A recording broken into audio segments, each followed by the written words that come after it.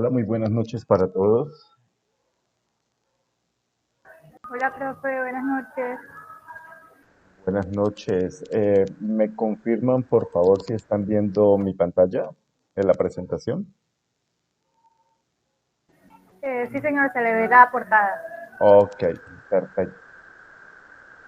Bueno, bienvenidos a este tercer y último CIPAS desde el caso 5 del curso Macroeconomía denominado Integración de Aprendizaje Macroeconómico.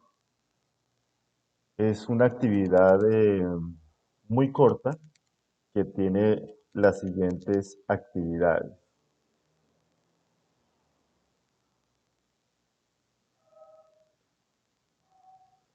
Esta es la guía de actividades que aparece en el foro, donde se menciona que el puntaje máximo de esta actividad es de 125 puntos. La actividad inició el lunes 16 de mayo y finaliza el domingo 29 de mayo. Entonces, ¿en qué consiste? En realizar aportes individuales y también grupales en torno al caso propuesto. ¿Cómo se participa de manera individual? Estos aportes individuales no se incluyen en el trabajo final, ¿sí? Se realizan de acuerdo a la guía para abordar los conocimientos requeridos para resolver el caso grupal planteado. ¿Por qué? Porque cada uno de ustedes va a resolver una pregunta y solo una del caso planteado. Entonces la guía dice, no se trata de colocar grandes volúmenes de información ni de transcribir, sino de ser pertinentes con lo que se está preguntando. Es decir, vamos a ir al grano, vamos a leer, vamos a comprender lo que está escrito y luego con nuestras propias palabras vamos a dar respuesta a cada una de esas preguntas. En el caso que como los grupos se componen generalmente de 5 estudiantes, en el caso que, por ejemplo, solamente tres siempre sean los que aporten, los que eh, sí hagan aportes en el foro, pues alguno de ustedes pues tendrá que hacer otra, tendrá que responder una pregunta adicional. La idea es que el documento final que ustedes entregan en el entorno de evaluación sí aparezca la solución de las 5 preguntas. Pero si los 5 estudiantes están comprometidos, pues simplemente cada uno soluciona un punto. Es más, el primer aporte que ustedes hacen es determinar o decir, yo voy a escoger el rol de entregas, por ejemplo, y me comprometo a solucionar el punto número 2. De esta manera, cuando entre su compañero, va a visualizar que usted ya escogió el rol de entregas, él escogerá otro y ya escogerá otro punto aparte del punto 2 porque usted ya lo escogió. ¿Sí? Entonces, ¿cuáles son esos puntos? Son estos 5 que aparecen aquí en la parte derecha. El primer punto dice, explique los principales aportes a la teoría macroeconómica de Keynes y luego realice un mapa mental sobre dichos aportes. Entonces vamos a leer la bibliografía que propone la guía, vamos a comprender cuáles fueron esos aportes que hizo Keynes a la teoría macroeconómica, con nuestras propias palabras explicamos esos aportes y hacemos un mapa mental. Esos aportes pueden ser 1, 2 párrafos muy bien explicados con sus propias palabras y anexan el mapa mental. El punto número 2 dice, explique en qué consiste la corriente macroeconómica denominada síntesis neoclásica y luego realice un mapa conceptual. El tercero, describa los aportes de Milton Friedman a la macroeconomía y luego realice una infografía. Cuarto, explique la teoría del crecimiento y luego grafique las principales ideas por medio de un gráfico de espina de pescado. Y el quinto, explique la teoría de los ciclos económicos y luego represente las principales ideas por medio de un cuadro sinóptico. Entonces, ya sabemos, no nos tenemos que extender, por favor, por ningún motivo vayan a copiar y a pegar información de internet porque la rúbrica de evaluación precisamente así lo requiere. Estos documentos se van a meter a, a un sistema que le llaman, a una plataforma que le llaman Turnitin, que ustedes ya la conocen, para mirar el nivel de similitud o de plagio, que algunos ya le llaman plagio, que tendrían los documentos. Entonces, por favor, no lo hagamos, leamos, comprendamos, con nuestras propias palabras, damos nuestros aportes, resolvemos la pregunta y adjuntamos ya sea el mapa mental, mapa conceptual, la infografía, la espina de pescado o el cuadro sinóptico de acuerdo a la pregunta que cada uno de ustedes hayan escogido. Para el desarrollo de la actividad tenga en cuenta que, primero, todos los gráficos le llaman al mapa mental, al cuadro sinóptico, a la espina de pescado, ¿sí? Tienen diferentes estilos y contienen particularidades en su realización. Yo ahora, en un momento, apenas terminemos este CIPAS, les voy a adjuntar un archivo, un Word muy cortito, donde explica las características que tiene un mapa mental, que tiene un mapa conceptual, que tiene una infografía, una espina de pescado y un cuadro sinóptico para que ustedes sepan las diferencias o cómo lo deben hacer. También tengan en cuenta, dice la guía, cada pregunta se compone de dos partes, la primera teórica o explicativa y la segunda con una ilustración. Tercero, pueden recurrir a fuentes de consulta adicionales si consideran que deben complementar la información. Se requiere que empleen citación y referenciación bajo normas APA. Cuarto, en el entorno de aprendizaje deben presentar aportes individuales y colaborativos para la construcción del trabajo colaborativo caso sí. Y por último, en el entorno de evaluación, el grupo debe enviar un documento en PDF con las respuestas de la parte grupal. Entonces, si yo tengo un grupo de 5 estudiantes, cada uno escoge una pregunta, la resuelve, coloca el mapa mental o el mapa conceptual, la infografía, lo que sea, lo publica en el foro. Cuando llegue el momento, va a haber una persona que consolida la información, que toma cada una de las preguntas, las incluye en un Word, ¿cierto? Le hacen todo lo concerniente a portada, introducción, objetivos, conclusiones, referencias, y el que tenga el rol de entregas va a subir este documento en formato PDF al entorno de evaluación. Con respecto a esto, ¿queda alguna pregunta?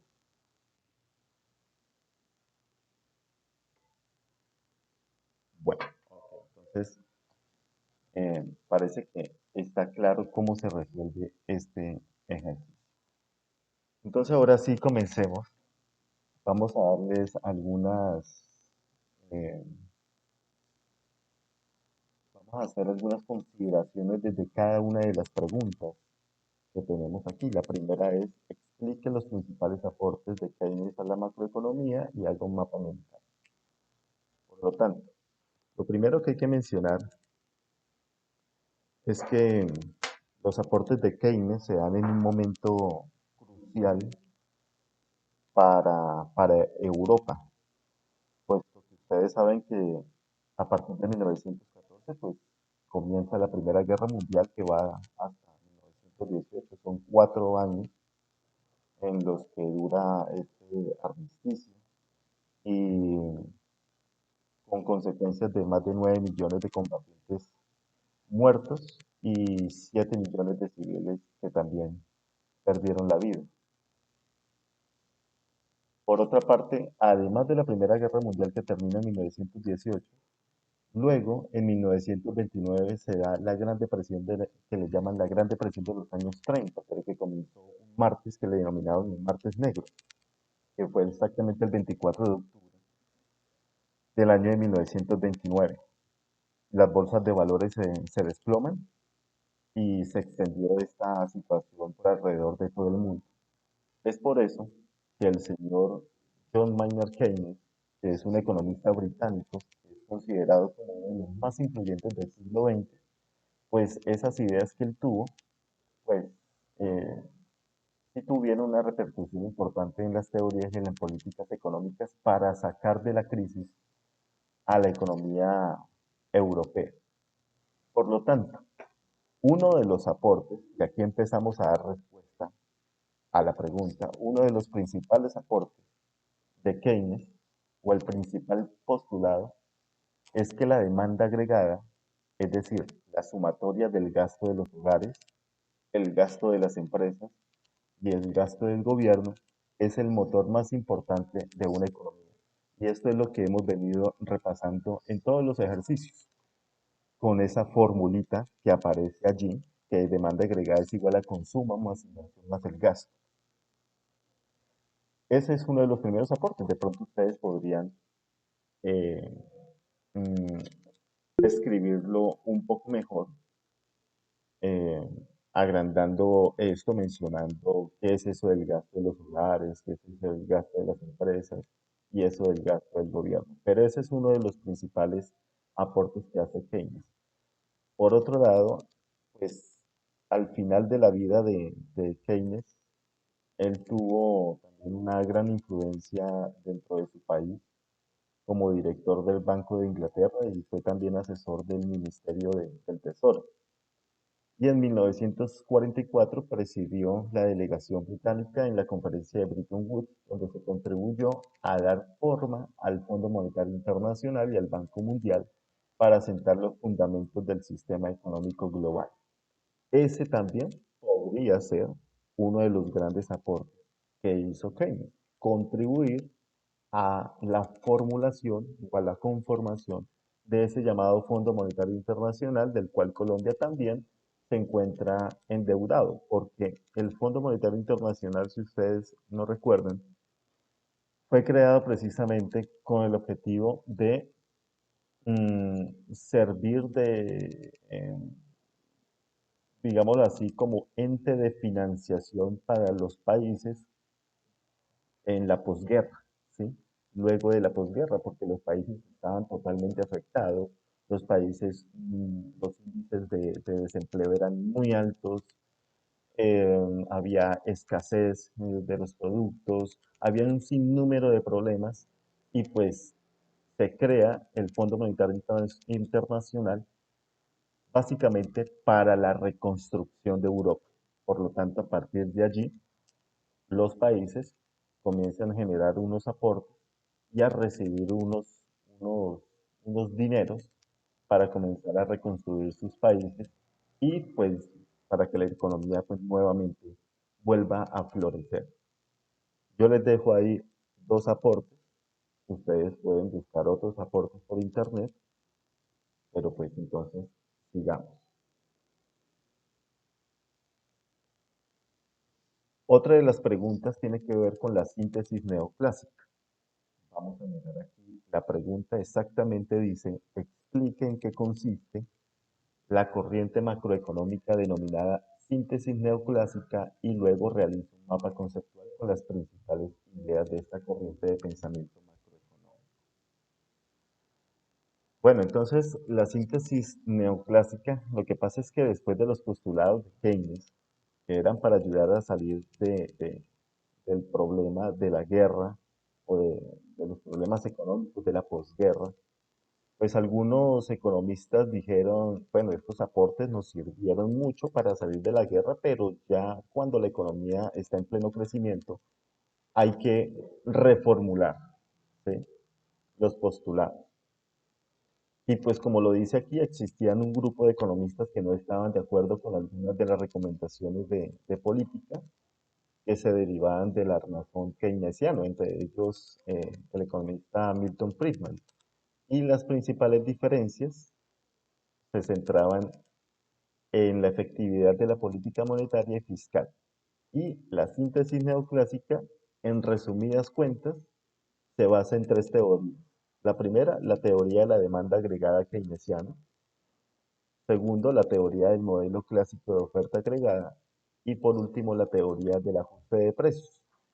Yo les voy a explicar estas dos últimas teorías como para que ustedes tengan una idea y luego den respuesta a la pregunta. La teoría de los ajustes del precio, pues no es más que una alteración de los niveles de precios que realiza una empresa que ofrece productos en el mercado. Entonces, un ajuste del precio es decir, volver a controlar el precio de acuerdo a las necesidades empresariales. Y pues esto puede estar condicionado por motivos inflacionarios o por decisiones estratégicas. Porque si es por motivos inflacionarios, pues no hay nada que hacer. De acuerdo al nivel de inflación, pues asimismo tendrán que incrementarse los precios de los bienes y de los servicios, ¿no? O también por decisiones estratégicas. Entonces esta síntesis neoclásica decía, bueno, eh, no solamente los precios se derivan del libre juego de la oferta y la demanda, no, sino que pues también pueden estar relacionados con los costos, porque pues lógicamente si tiene una empresa y produce algo de acuerdo al costo de los insumos que usted utilice, asimismo usted va Profe, a colocar el qué precio. pena qué pena que me interrumpa, profe. Es que usted ahorita creo que se ha salido y se le interrumpió toda la presentación. Sí, Incluso ya. se le cayó la presentación, no se Sí, escuchaba señor. nada, se había caído. Ah, ok, gracias. Voy a entonces volver a presentar pantalla. Gracias por mencionar.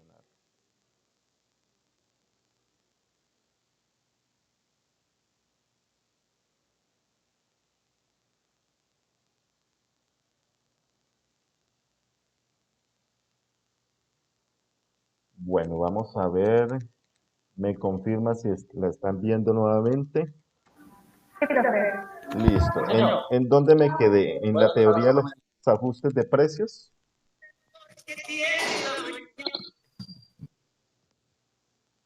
Bueno, les estaba mencionando lo siguiente, que esa síntesis neoclásica básicamente Esto, se... profe, qué pena que me interrumpa otra vez. Había quedado la parte de Keynes, en la explicación de Keynes. Ah, ok, listo. Ah, o sea, la anterior diapositiva aquí. Sí, señora, aquí.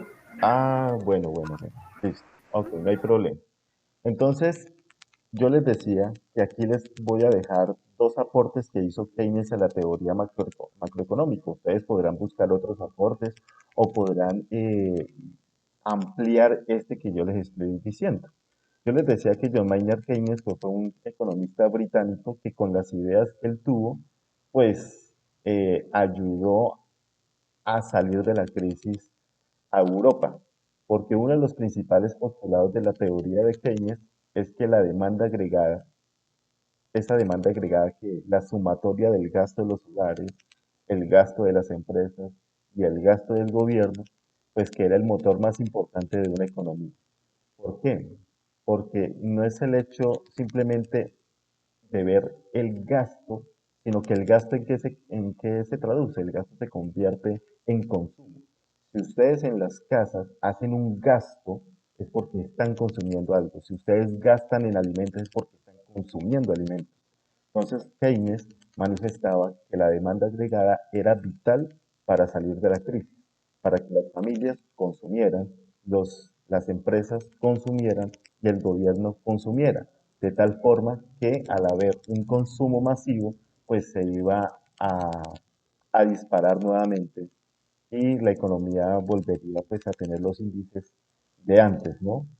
No hay nada mejor que el consumismo, en el buen sentido de la palabra. Y decía también que otro de los aportes de Keynes lo da prácticamente al final de su vida, ¿cierto? Cuando, cuando él contribuye a dar forma al Fondo Monetario Internacional y al Banco Mundial. Porque ustedes recordarán que el Fondo Monetario Internacional fue una entidad que se creó eh, terminando la Segunda Guerra Mundial. Segunda Guerra Mundial termina en 1945 y desde 1944 se empieza a conformar el Fondo Monetario Internacional como apoyo a los países para la reconstrucción.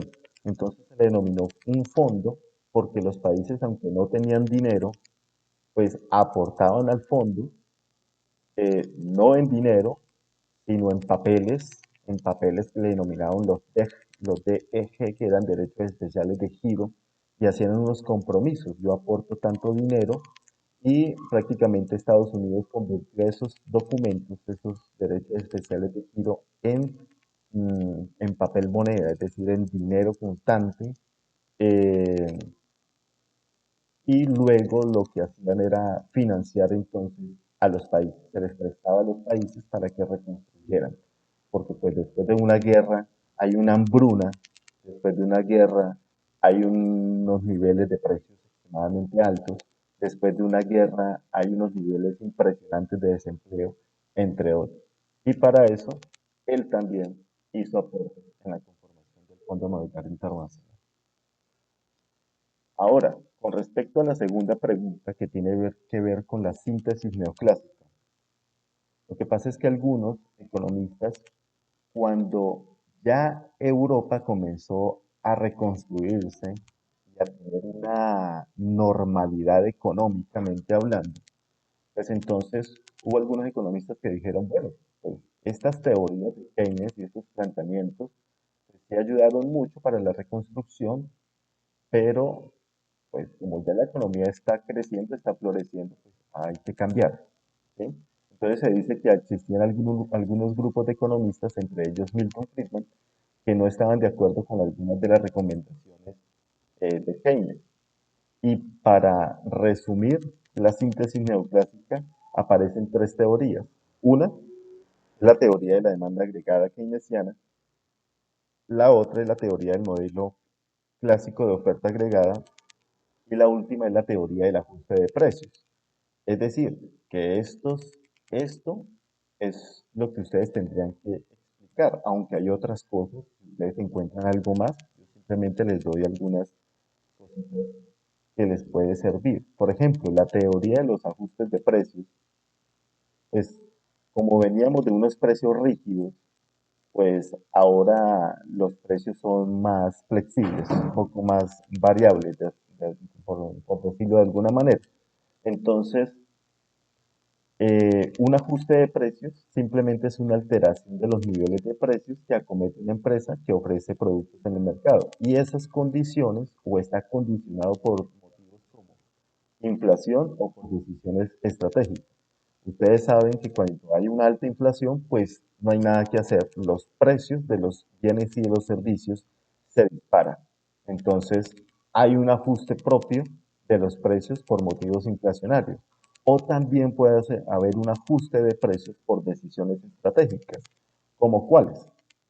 Ahí aparecen un par de ejemplos. Los precios en relación a los costos y los precios en relación a la competencia. ¿Por qué? Porque es normal que si yo tengo una empresa que produce algo, pues yo primero tenga que identificar cuánto me cuesta producir ese algo, le coloco un porcentaje de ganancia, se lo incremento a los costos y ese será el precio de venta, ¿cierto? Y por último está la relación a la competencia. Puede ser que yo me base solamente en cuánto me cuesta producir el producto para colocarle luego el precio, o también me pueda basar en cómo o a qué precio está vendiendo la otra empresa que tengo al lado o al frente. Es decir, la competencia y ajusto el precio a la competencia. Entonces ese es uno de los aportes o de como la forma como se explica también la síntesis neoclásica. En cuanto a la teoría del modelo clásico de oferta agregada, pues resulta que para el modelo clásico los precios son flexibles, como le decía. La oferta agregada es el determinante de la producción a largo plazo, porque toda oferta crea su propia demanda. Eso le denominaron como la ley de Say. Y mientras que para la teoría keynesiana, que eran precios rígidos, es la demanda agregada el motor del crecimiento a corto plazo. Por lo tanto, la síntesis neoclásica no estaba muy de acuerdo con que fuera solo la demanda agregada el motor del crecimiento, sino que también la oferta agregada. Recordemos que la demanda es consumo y la oferta, ¿sí? Y la oferta entonces es la venta, ¿cierto? Bueno, otro de los puntos de la guía, la tercera pregunta, son los aportes de Milton Friedman. Este señor con descendencia judía, un economista, es galardonado como Premio Nobel de Economía en 1976 gracias a los aportes en teoría monetaria. Se dice que es un ferviente o fue un ferviente defensor de que existe una estrecha relación entre la cantidad de dinero circulante y los índices de inflación, ¿sí? Por lo tanto, esa relación entre el dinero circulante y los índices de inflación es lo normal, es prácticamente lo que estamos viviendo hoy en día en Colombia. Yo me encuentro, por ejemplo, en el Caquetá, en la ciudad de Florencia, y hace poco en uno de los diarios aparece que Florencia es la segunda ciudad más cara a nivel nacional. ¿Por qué? Porque precisamente los índices de inflación en Florencia son extremadamente altos. Y ustedes ya, no sé si a ustedes les haya pasado, pero si ustedes van a ir a mercar como lo hacían hace un par de años, o no, para no ir tan lejos, eh, lo que usted se gastaba hace 8 meses ya no le alcanza para el consumo actual, ¿sí? Porque la inflación, pues, se va, se va comiendo prácticamente su dinero, su bolsillo. ¿Sí? Entonces, existe una estrecha relación entre la cantidad de dinero circulante y los índices de inflación, decía Milton Friedman. ¿Por qué? Porque entre más dinero circule en la economía, pues mayores van a ser los precios. Razón por la cual el narcotráfico le hace tanto daño a la economía nacional. Por un lado, pues a Estados Unidos no le importa mucho que, eh, que los que haya consumidores en su país, sino que los dólares están desapareciendo, ¿sí? Los dólares eh, se van del país y pues llegan al país de origen, entre ellos pues, Colombia, que es el que produce eh, pues la cocaína, ¿cierto? Pero entonces en Colombia llegan estos dineros y pues generan una base monetaria mucho más alta, razón por la cual, por ejemplo, en los años 90 pues, había un índice de inflación también bastante alto. Mm, en cuanto a los aportes de Milton Friedman, él dice que está en contra de la intervención del Estado en los sistemas económicos. Por esta razón fue uno de los mayores críticos de los postulados de Keynes. Entonces él manifiesta que definitivamente el Estado, no el gobierno, ¿cierto? El Estado como un todo, pues entonces ojalá lleve a cabo procesos de intervención precisamente para ajustar algunos aspectos como precios, como inflación. Por otra parte, Milton Friedman mostró que las personas tienden a consumir una proporción constante de su renta permanente y a suavizar su consumo a lo largo del tiempo, ahorrando cuando sus ingresos son mayores de los esperados y desahorrando cuando son menores. Esto pareciera que fuera algo mm, muy obvio, ¿sí? Muy obvio, pero precisamente son aportes importantes para entender el comportamiento también de la microeconomía, es decir, el comportamiento de los hogares. Cuando ustedes tienen un salario X, eh, uno tiene unos gastos permanentes. Sin embargo, cuando esos ingresos a ustedes ven que se incrementan, mm, tienden a tener mayores niveles de ahorro. aunque al tiempo también se incrementen, pero no en gran proporción el consumo. Y pues lógicamente, cuando usted le disminuyen los ingresos, pues ahí sí va a afectar notablemente, porque lo que va a haber es un desahorro. Esto lo decía Milton Friedman, ustedes pueden encontrar por internet de pronto otros aportes que haga Milton y agregarlos al documento. Sigamos con el punto de la teoría del crecimiento, pero me gustaría saber si efectivamente me siguen escuchando. Sí, señor. Listo, ok, Hay muchas como un gracias. poquito de interferencia, hay como un poquito de interferencia, pero sí, sí. Bueno, listo. Ahora, vámonos con la cuarta pregunta, que tiene que ver con la teoría del crecimiento. Esa teoría del crecimiento, mm, me voy a permitir leer esto tal cual como está, porque me parece que es muy interesante y pertinente. Dice así: las primeras preocupaciones de los economistas clásicos se dirigieron precisamente hacia el problema del crecimiento económico. El modelo elaborado por Adam Smith y desarrollado por Malthus tenía un substrato esencialmente agrarista. Mientras hubo tierras libres, la humanidad pudo crecer sin ningún límite. Todos los individuos podían así obtener con su trabajo el producto suficiente para su subsistencia y para el mantenimiento de su familia. Pero cuando todas las tierras fértiles fueron ocupadas, el proceso de crecimiento empezó a mostrar sus limitaciones. Al continuar aumentando el número de pobladores, los nuevos terrenos agrícolas requerían un mayor esfuerzo y proporcionaban menor cantidad de productos. Las mejores tierras tenían que alimentar a una población creciente y la mayor cantidad de trabajo que se les aplicaba conseguían muy menguados resultados de la producción. Esta disminución en la productividad del trabajo conduce a un punto de equilibrio en el que los individuos solo pueden obtener lo necesario para su subsistencia. Si se intenta superar ese punto, si continúan reproduciéndose los seres humanos, el exceso de población resultante será eliminado por el hambre, las enfermedades y las guerras. Este estado estacionario es la situación en la que tienden todas las sociedades, el punto final ineludible de todo proceso de crecimiento económico.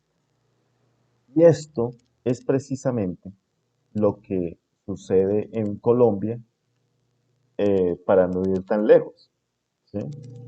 Al principio, pues las tierras, al ser libres, pues la gente las utilizaba simplemente para ponerlas a producir y para calmar el hambre de toda una sociedad. Sin embargo, cuando las tierras comienzan a tener dueños, ¿sí? Y a tener unos pocos privilegiados, ustedes entenderán que las tierras en Colombia, aquellos que tienen muchas extensiones de tierras, pues es lo que se le denominan como los grandes terratenientes, ¿cierto?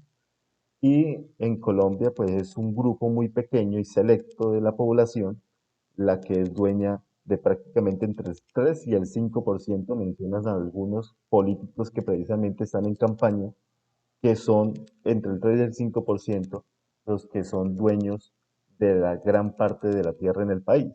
Y cuando estas tierras se vuelven improductivas, porque pues, no interesa ponerlas a producir a los grandes capitalistas, pues entonces, al mismo tiempo, cuando la población sigue creciendo y creciendo y creciendo, pues lógicamente va a llegar un momento en el que no van a haber los suficientes alimentos para la cantidad de personas que hay. Y esto se generaría un problema en el mediano, en el largo plazo, y a eso era lo que se refería Thomas Robert Malthus. Entonces, a él le denominaron como un economista, que era un economista fatalista, porque mencionaba que pues, para poder solucionar la problemática, pues él decía que eran importantes las plagas, las guerras, las enfermedades, pues para disminuir la población, además de ponerle controles a la natalidad. y por esto se ganó muchísimos problemas para su época. Pero pues él no estaba tan desfasado y pues nosotros ya lo estamos viendo. Ahora bien, en cuanto a esa misma teoría del crecimiento, acabamos de ver es como más o menos cómo surge esas teorías del crecimiento, cuál es la problemática. Ahora bien, Adam Smith, él afirmaba que la riqueza de las naciones dependen esencialmente de dos factores. El primer factor es la distribución que se realiza del factor trabajo entre las actividades productivas e improductivas. Entonces, para que haya crecimiento, hay que impulsar el factor trabajo. Factor trabajo es mano de obra, ¿no? Entre actividades productivas e improductivas. A veces uno se pregunta, bueno, ¿y cuáles son las actividades improductivas? Pues son aquellas que de las cuales no se generan bienes, generalmente se generan servicios. Por ejemplo, el caso de los profesores, ¿sí? Para poner de ejemplo. Cualquiera diría que la actividad de un docente es una actividad improductiva, porque lógicamente no está generando un bien, sino es un servicio, que es el servicio educativo. Pero lógicamente, si no lo analizamos, eh, en el corto plazo, pues va a ser improductivo, pero en el largo plazo, el conocimiento, y más que nos encontramos en la era del conocimiento, de la información, pues se convertiría en una actividad totalmente productiva. Mm, por otro lado, otro de los factores es el grado de eficacia de la actividad productiva, es decir, el progreso técnico. Eh, porque la producción, o mejor dicho, el capital, el factor capital, que es lo técnico, cuando hablamos de capital no nos referimos a plata, ¿sí? En economía no referimos a plata, sino cuando hablamos de capital nos referimos a máquinas, equipos, a tecnología. Entonces, entre mayor nivel tecnológico se tenga, pues mayor productividad va a haber y por lo tanto mayor crecimiento económico va a haber para una nación. Y esos dos factores que acabamos de hablar se ven influenciados por otros que tienen gran importancia en el proceso, que son, por ejemplo, la división del trabajo, que haya personas especializadas en una cosa, después en otra, después en otra, ¿cierto?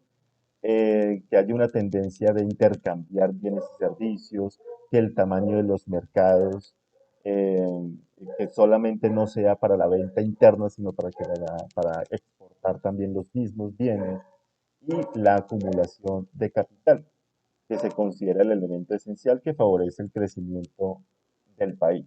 Entonces aquí en este cuadrito azul se explica qué es la acumulación del capital, diciendo que es un aumento disponible no solo de los bienes de capital propiamente dichos como maquinarias, plantas, etcétera, sino también del capital financiero y capital humano.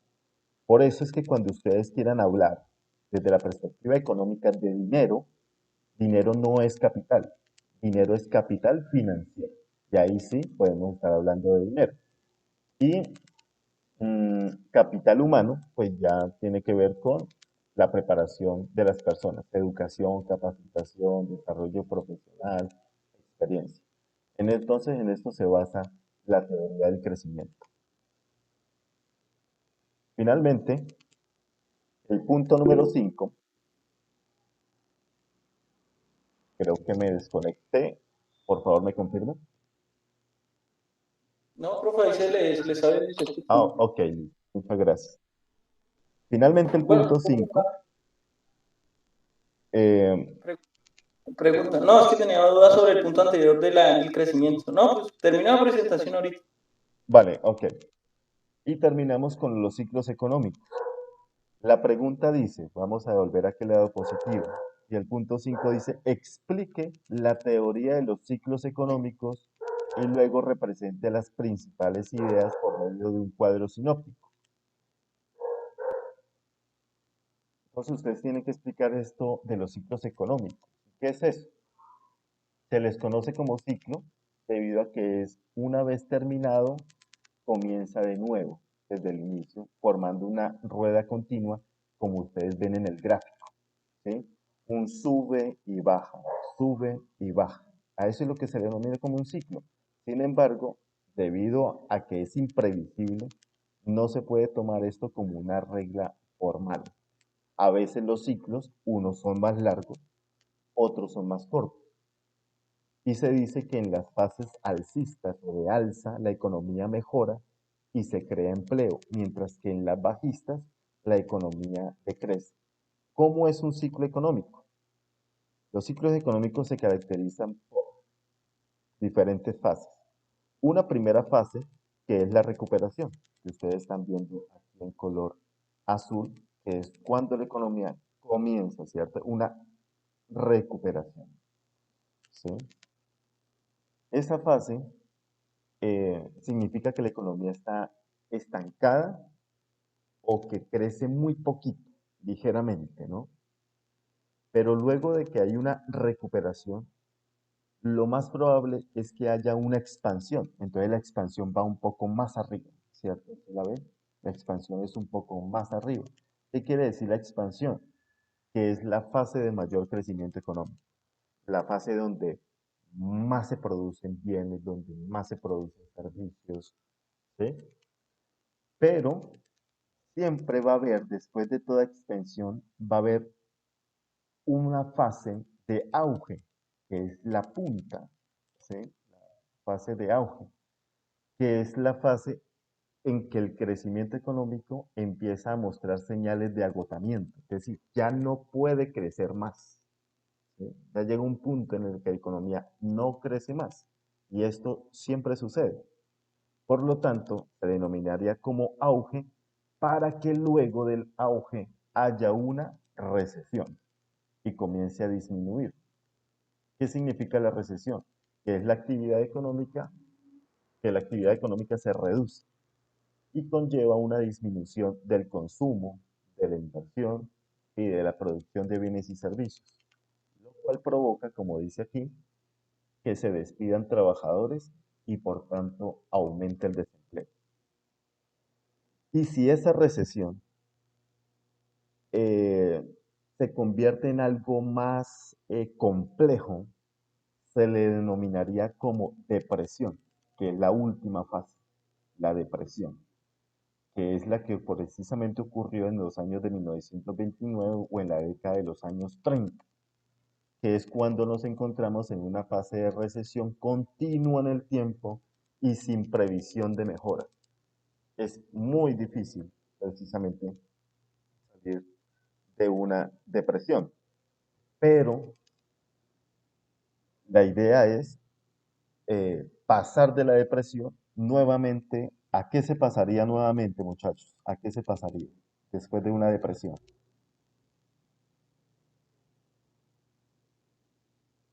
Inicialmente una recuperación y ya pues seguiría con la expansión, ¿no? Nuevamente. Exactamente, exactamente. Después de una depresión, que no siempre va a haber depresión, sí puede haber recesión, pero no siempre va a haber depresión, porque puede ser que haya disminuido la actividad económica, pero no a niveles como por ejemplo los que se mostraron en Europa, o de pronto no a niveles, en el caso de Colombia, como los de nuestro vecino Venezuela, ¿sí? Ya allá, aunque se le denomina recesión, es una recesión bastante fuerte lo que ha habido. Y si ustedes han visto las noticias, precisamente parece ser que la economía venezolana está entrando ya en un proceso de recuperación. Se prevé que la economía venezolana nuevamente alcance índices fuertes de recuperación y luego de expansión, superando nuevamente a Colombia como estaba antiguamente, porque Venezuela siempre había tenido mejores indicadores que Colombia en cuanto a crecimiento. Y parece ser que ya ha comenzado la recuperación de Venezuela. Al fin y al cabo, Estados Unidos también, pues ya ha, ha eliminado algunas barreras que le puso a Venezuela. Entonces, no todas las veces de la recesión se pasa a la depresión y eso sí me interesa que quede claro. Ahora sí, muchachos, pues entonces escucho si de pronto tienen alguna pregunta.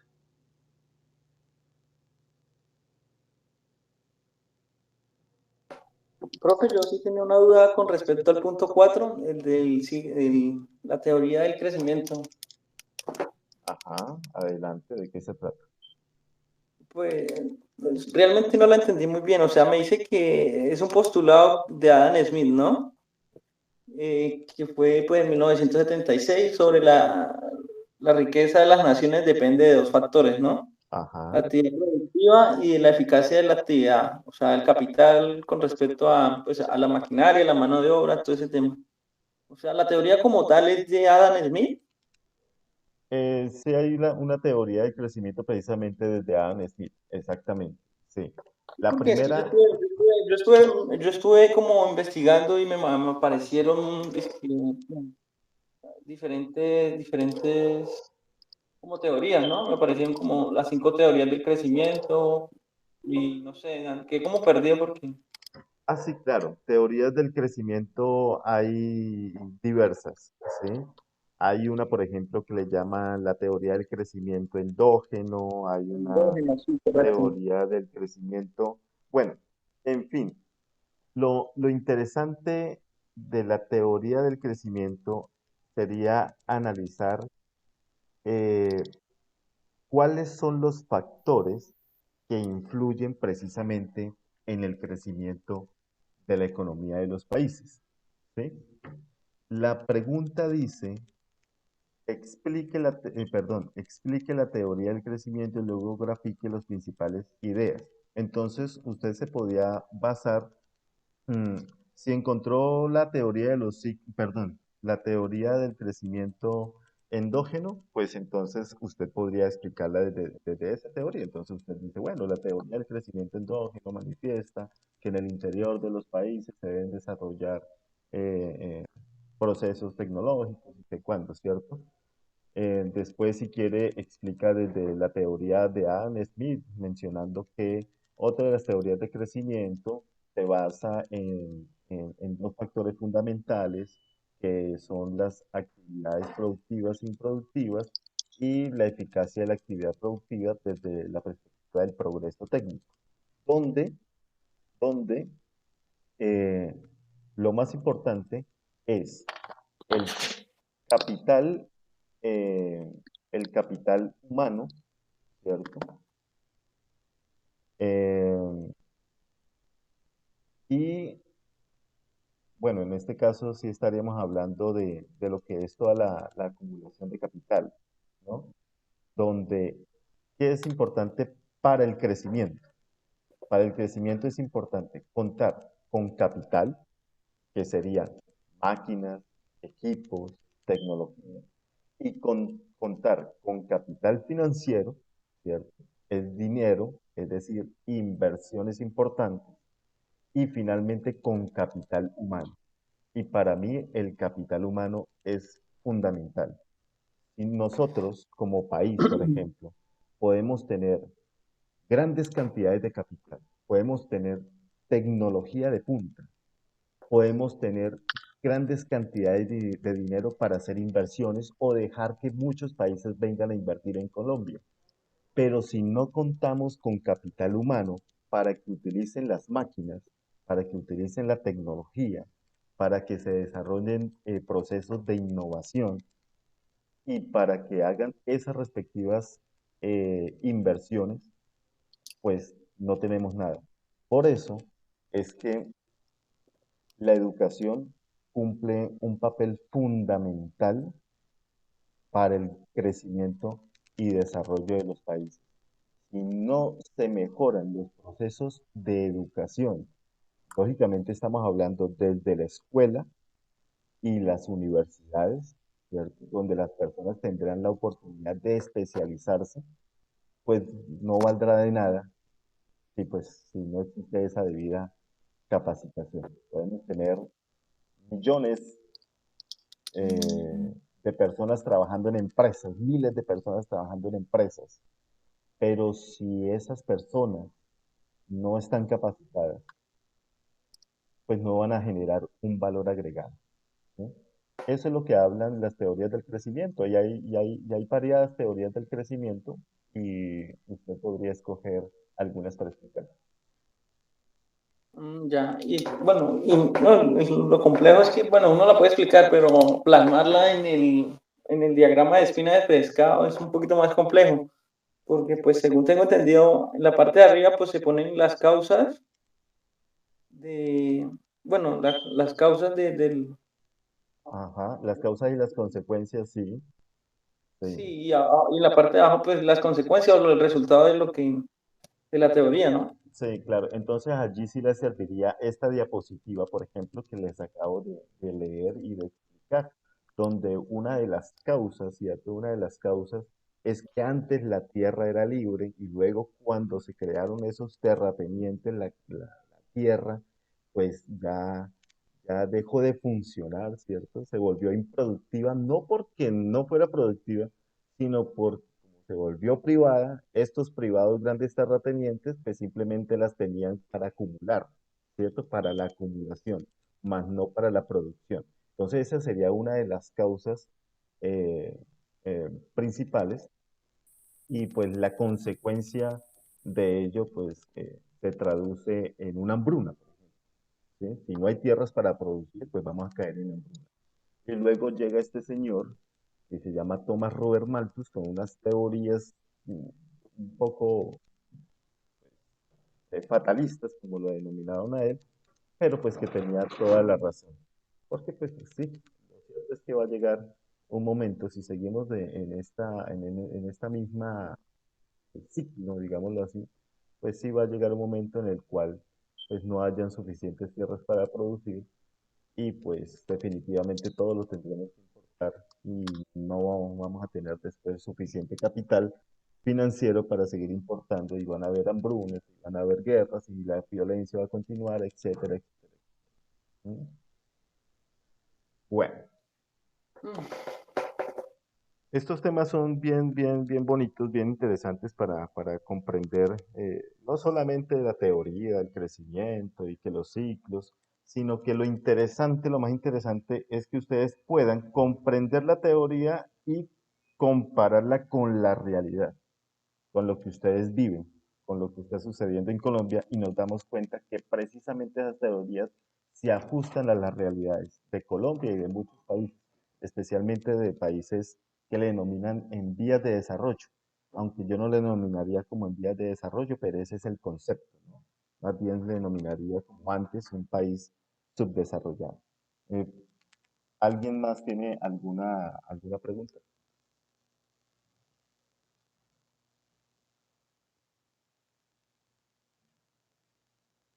Bueno. Esto, profe, sería posible que me podría que me podría como amplificar un poquito más sobre la síntesis neoclásica, En por cuanto a la favor. síntesis neoclásica, Sí, señor. pues yo les acabo de explicar estas, estas dos teorías, estas dos últimas, que son esta y esta, ¿sí?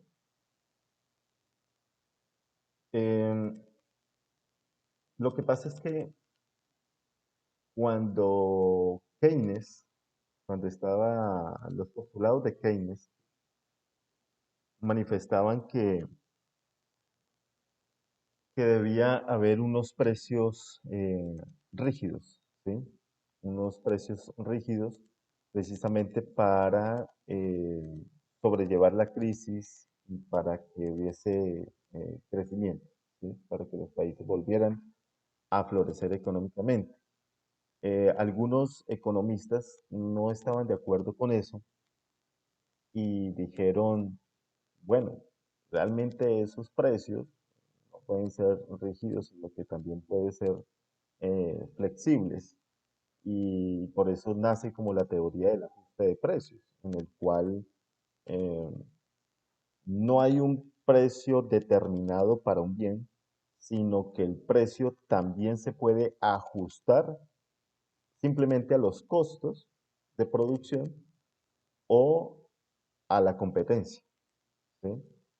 Entonces, esta síntesis neoclásica manifestaba precisamente que si yo le coloco un precio a un bien, puede ser porque estoy teniendo en cuenta los costos. Si yo hago una silla y para hacer la silla necesito madera, necesito puntillas, necesito, bueno, insumos, y esos insumos me salen por un costo de 500 pesos, pues yo simplemente le voy a colocar un incremento, ¿cierto? Una ganancia, un índice de ganancia, un porcentaje de ganancia, y luego este será el precio final. Entonces dígase que esos 500 más 200 de ganancia, por lo tanto mi precio final de mi silla deberá ser de 700 pesos. Pero resulta que también el ajuste de precios no solo se puede dar por los costos, sino por la competencia. Entonces ahí al frente yo tengo otra empresa que también vende sillas. Y pues algún estudio de mercado, ¿cierto? Algún estudio de mercado. Un mystery shopping puede ser un mystery shopping, es decir, yo busco una persona que vaya allá, que consulte los precios de esa empresa y luego me diga, venga, ¿ya cómo están vendiendo las sillas por allá? No, esta misma silla la están vendiendo a 650 pesos. Ah, ok. Entonces yo puedo ajustar el precio al precio de la competencia, ya dejo de ganarme 200 pesos a pasar a ganarme 150 pesos. Esa es una de las aportes o de lo que mencionaban la síntesis neoclásica, pasar de precios determinados o rígidos a precios que se podrían ajustar. Lo mismo pues la teoría del modelo clásico de oferta agregada, porque para Keynes él decía que lo más importante, es decir, el motor de crecimiento de la economía en el corto plazo, era la demanda agregada, es decir, el consumo de las familias, el gasto de las familias, el gasto de las empresas, el gasto del gobierno. Pero entonces llega la síntesis neoclásica, estos economistas que dijeron, no, la verdad es que no solamente es eso, ¿sí? Esto es tan solo una parte, sino que también para que el motor de crecimiento puede ser la oferta agregada, es decir, la cantidad de o la cantidad, si la producción también es un determinante para el crecimiento. Entonces, en estas cuestiones, pues, eh, al fin y al cabo, pues, se llaman también teorías, ¿no? Recordemos que las teorías pueden o no se pueden dar, ¿sí? Mientras que muy diferente una teoría a una ley. Por ejemplo, la ley de la demanda. La ley de la demanda dice que cuando el precio de un artículo sube, yo dejo de consumir. Es que es una ley, no es una teoría, es porque verdad, en realidad, la gente eso hace. Entonces hay una diferencia entre lo que es una teoría y una ley. Puede o no puede cumplirse. De eso se trata la síntesis neoclásica, pero pues ustedes podrán encontrar también más información en Internet. ¿Alguna otra pregunta? No, no, profe, gracias. En mi caso, no, gracias. Vale, permítame entonces un momentico, yo voy a dejar de compartir para compartirles a ustedes un enlace donde registren su asistencia, por favor.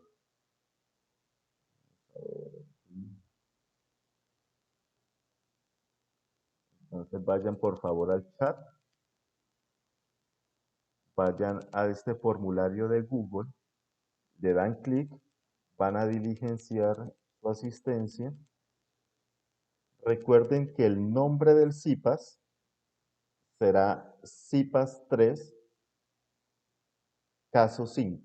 ¿Listo? Colóquele así nomás. CIPAS 3 caso 5. Ahí les preguntan el nombre del CIPAS. Voy a tomar unos pantallazos también de una vez.